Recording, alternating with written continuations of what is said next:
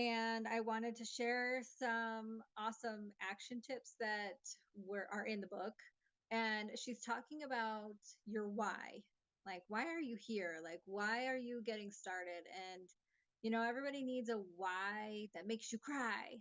Sometimes I wonder if it's really the why or the desire, the want behind the why. Um, it's just thoughts, because people can have these awesome whys. Like, I want to do it for my kids, for financial freedom, for time freedom, to send my kids to college, or to get out of debt, or to retire my husband. They have these awesome whys, but yet nothing comes of it. And it makes me think that it's really not the why that pushes people, it's the desire that's behind it, the want, um, the fire that burns within with that why. You've got to pair the two. But anyway, you got to really dig deep and figure out what that why is, if you want to call it a why.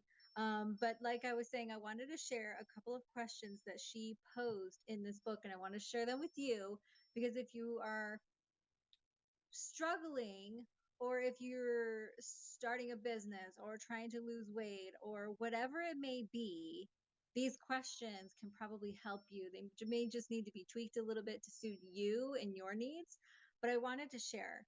And I know this is way late, but for some of you may not know who I am. My name is Heather Jessup. I am a confidence coach and success advisor. I help women, mostly stay at home moms, but I help other women start their own businesses and build confidence in who they are as an individual. But anyway, the first question that I wanted to share with you is, what is your why? And when you think of this, you really need to dig deep into what your why is.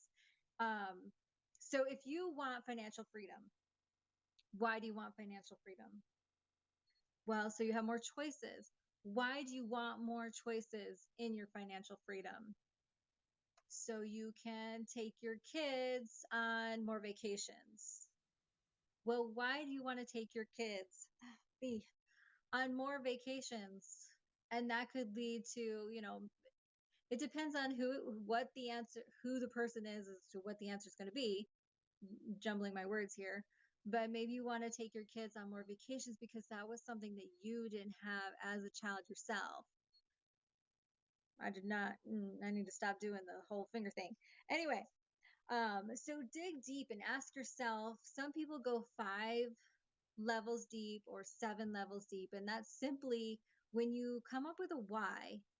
Ask yourself why 5 to 7 times, and you'll dig even deeper. You're like an ogre, peel the layers, an onion. Thinking of Shrek. And, because we all have layers and we want to keep it level, we want to keep it surface. But when we are emotionally attached to the why, is when you have truly found the why, or the fire, that desire that's within you that keeps you going. Okay. Now, number 2, why is this important to you? Get really specific here. How do you see this changing your life, affecting your family, helping you get where you want to be long term?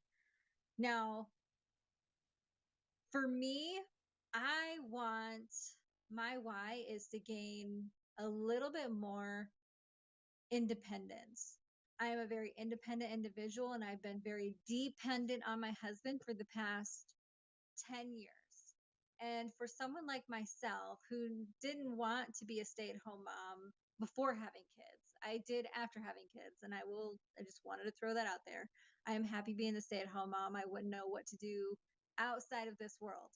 But anyway, taking me out of the corporate world where I was making my own money, living my own life, doing my own thing, making my own choices, and then I'm completely dependent on another individual, where if I need money, I need to go ask. And it's not like he keeps things from me, but it's simply because he holds the money. And I can go spend it. He's not a bad guy. I just want to throw that out there too. I he gives me whatever the heck I want, really. But it's the fact that I still need to go verify that we have the money for me to go spend, instead of me going to my own wallet or my own checkbook and go, okay, yes, I have this amount of money and I can spend this. You know what I mean? So that, for me, growing a business is a huge deal. Now you need to really dig deep. I keep saying that. I feel like I'm a broken record. And, how is it going to change your life? It will give me that independence back. Not that it's going to change anything else, but it's just a feeling that I will get. And your why should really be for you and not somebody else. Just throwing that out there too.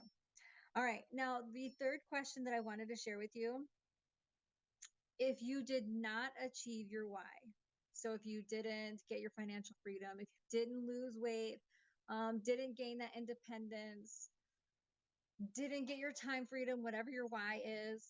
What's up, buddy? After. Sure.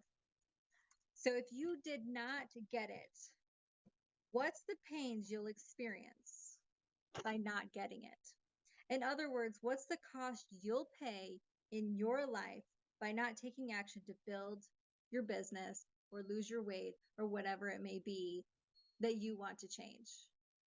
Like, what is that pain?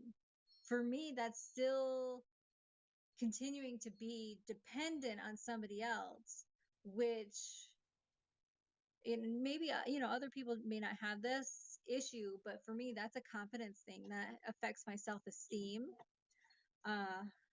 You guys need to be quiet, okay?